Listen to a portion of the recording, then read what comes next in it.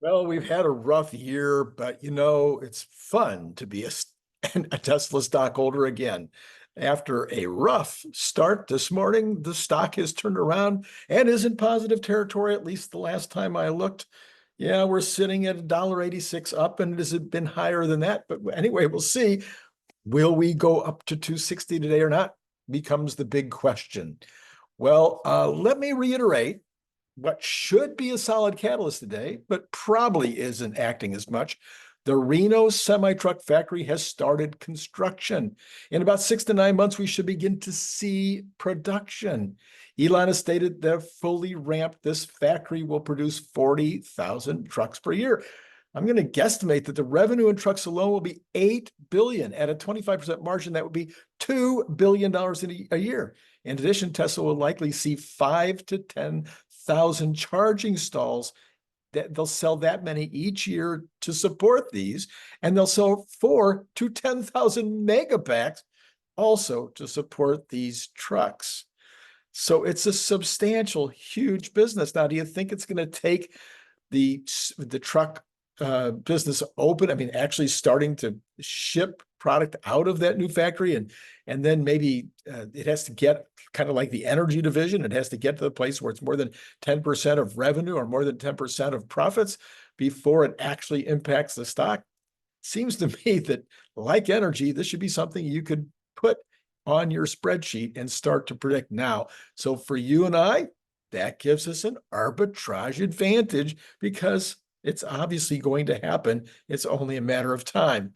All right. Got something out this morning from Market Watch. It says, by pursuing both off-the-shelf GPU solutions and custom hardware like Dojo, Tesla is effectively hedging its bets in the rapidly evolving AI field.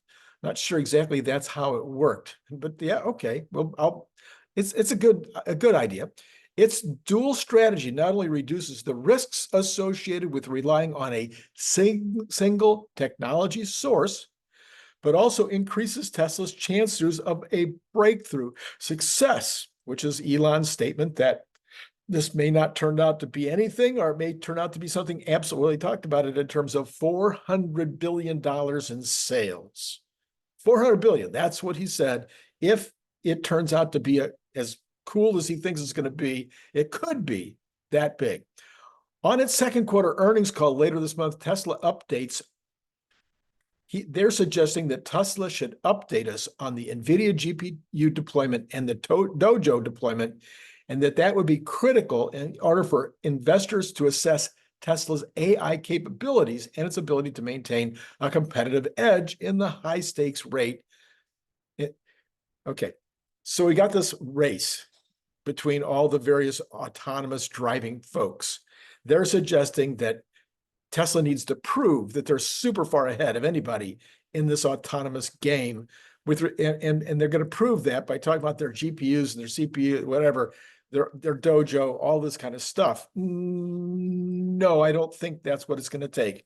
I think it's going to take, you got to show us the car, show us the app, show us how it works, tell us what the dollars are going to be. Yeah, this other stuff is amazing, but I'm beginning to see that the market doesn't care how many GPUs they have. They don't care how many Dojos they build until they can see the revenue on the other side. So Tesla, believe it or not, this is the day that Tesla will be in court. They'll be in court opposing the payment. They're going to be opposing the payment to those attorneys that sued Tesla, sued Elon, to keep him from getting his proper compensation. And of course, the attorneys are going to continue to say that they're worth $7 billion or maybe $1.1 billion. They've come down. They said, look, we'll accept $1.1 billion. Apparently, Tesla is going to be accompanied by about 50 attorneys. There's going to be attorneys from our own, community here, Tesla Boomer Mama and her other folks that helped her on this.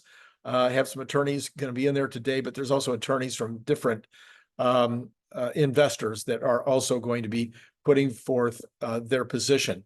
Anyway, how long will it take to hear from the judge on this? Well, it could take weeks or months, as with any such thing. We also would assume that she's not going to make a decision, a final decision on how much the attorney should be paid until after she makes some kind of decision with regard to the new information that Tesla's put forward in terms of the fact that we've had this shareholder vote and approved it again. So, you're not going to pay the attorneys until you know what the actual result was, I don't think. And if you do, I think there'll be more and more appeals. This is probably something that we'll learn the actual results of in 2031. Anyway, I was checking through the FSD rides today on X, seeing what people are saying. A bunch of folks have done a bunch of rides, and pretty much across the board, what we're hearing is, of course, that it's amazing, it's incredible, it's a lot better, lots of things that are improving about it, but there are still issues. We understand that the 12.4.3 is going wide. Love to know if you've received yours in the comments below. Let me know. And what was your first impression? Okay, now this is going to be a long story, okay, but it's worth it. I'm telling you in advance, you want to hang in there. There's no economic news today. I mean, no economic news, seriously. Nothing worth reporting this morning. There are no reports out, no anything else, and just no economic news. Because everybody's talking about Paris and England, France and England, and Trump and Biden and all that. It's absorbing everybody's attention. So there's like no economic news. So this is from James Douma. This is an analysis that is worth listening to. I'm going to highly recommend you hang in with me on this one, even though it's a little long. I think you'll see that every paragraph in this analysis is valuable and useful. You know how smart this guy James Douma is. Okay, by the way, this is Randy Kirk. Hit like, subscribe, notify, all that jazz. We did have another somebody up their membership. Christopher E., thank you for upping your membership to a $10 member. That's so fantastic. I really appreciate that. And then if you'd like to, participate in helping to produce the show, head on down to the description below and you can find the link. It's super easy, and you too could be helping to produce the show through Patreon. All right, here we go. He says, this is James Douma, Tesla Robotaxi is going to demonstrate software growth rates in its early years. On top of that, it will grow to significant market share and keep the market share for a very long time. In 2003, he gives this example. He compares it to Skype. Remember when Skype launched? Most of us are old enough to remember that. All right. So when it launched, within a year, it had 1 million users. A year later, it had 50 million users. It was the fastest growing new technology in history. Now, that was made possible because it directly substituted for an existing, widely used service, long-distance phone calls. And also because it did so at a much lower price point using already available infrastructure, personal computers, and the internet. It's beginning to sound familiar. It didn't need to generate demand because there was already demand for phone calls. It didn't need to distribute new equipment or build new infrastructure. It was a direct substitution of an expensive service that hundreds of millions of people use frequently. All it needed was a software download and a cheap sound card. Though the growth of Skype was a novel phenomenon at the time, similar explosive growth in services have happened several times since. They share these common elements. Listen to these common elements. The core technology change is a software upgrade riding on an existing infrastructure, and the core service is a direct substitute for something already in wide use, but a greatly reduced cost or some greatly increased utility. This is what Google Docs did. This is what Slack did, Zoom, Spotify, Airbnb, Uber, Netflix. All of these had very high growth in the early years. And so far, all of them are durable, even in volatile and competitive areas that make tons of money. We're going to go see Tesla do something similar with Robotaxi when it ships in the near future, because the infrastructure, like the other ones, the infrastructure is already in place. Smartphones are already in every pocket. Millions of FSD-capable Tesla vehicles are already on the road and increasing. And the road infrastructure everywhere that people wants to go, that's done. So the infrastructure is already done. Robotaxi directly substitutes for transportation services that are already used by billions of people, whether those are taxis, whether those are Ubers, whether those are Turos, whether they're just your own private car, whatever it is, and even we could go into public transportation as well. And it does it at a radically lower cost of provision and generally greater convenience, probably a lot more convenience and a lot nicer ride. Skype didn't immediately eliminate long distance charges, and not everyone used it. Naturally, because telecommunications is a big system, a lot of inertia. The growth of Skype was nonetheless explosive, and telecommunications service was forever changed. The market was forced to adapt to a new low-cost voice over IP technology, and competing services flooded the market. Today, nobody counts the minutes that when we make a call to a family in another state. When I was little, we counted the minutes when we called the next county. And we don't, and calls are no longer an extravagance. Skype was the first mover, had that first mover advantage. This was enough to get them a huge valuation when they were acquired by eBay in 2005. But they had no durable advantage over many competitors, and that quickly emerged, and there were absolutely no technological obstacles preventing incumbent services from dropping prices. Long distance was a very high margin business at that time. Now it is a zero profit business. By contrast, Tesla will have durable advantages in the robotaxi space. It's the only entity with an existing fleet of millions of robotaxi-capable vehicles already deployed. It is uniquely positioned to rapidly ramp up the manufacturing base for more of the existing kinds of robotaxis, but also a new generation of low-cost self-driving vehicles, probably going to cost them $15,000, $16,000 a piece now, and maybe coming down.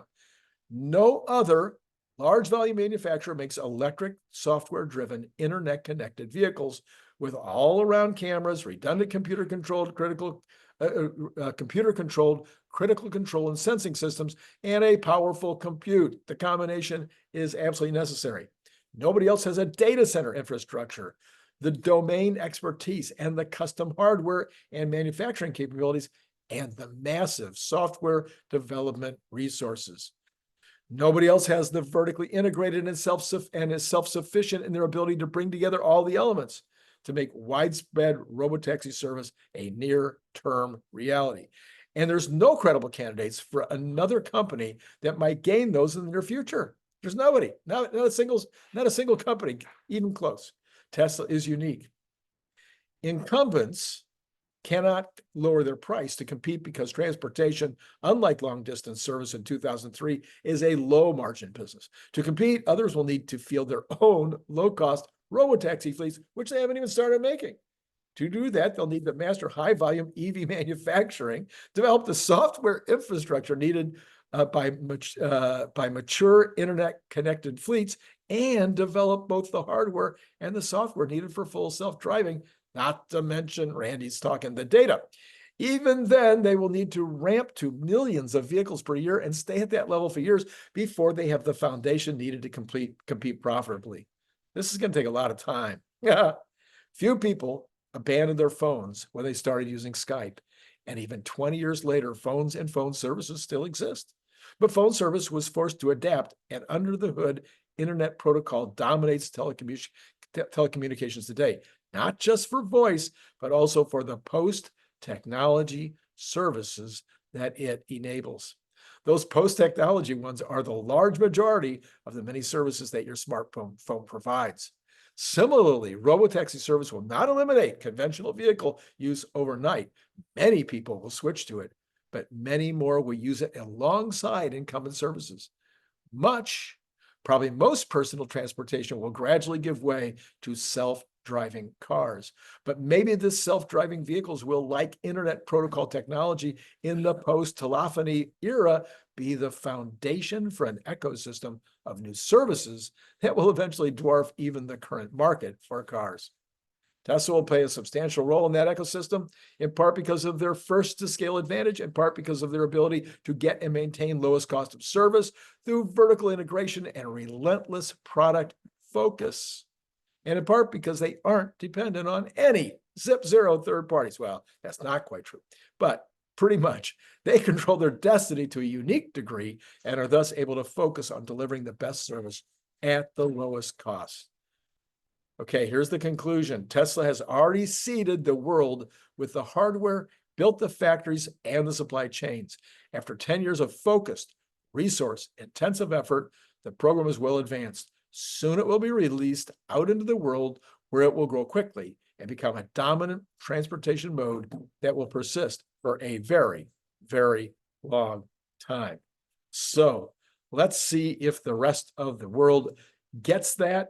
Tesla has now fallen barely into negative territory, down 37 cents after being up a couple of bucks.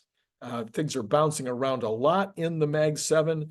All of the Mag 7 are down except for NVIDIA, which is up 325, which again, let me remind you, would have been $32 just a few weeks ago.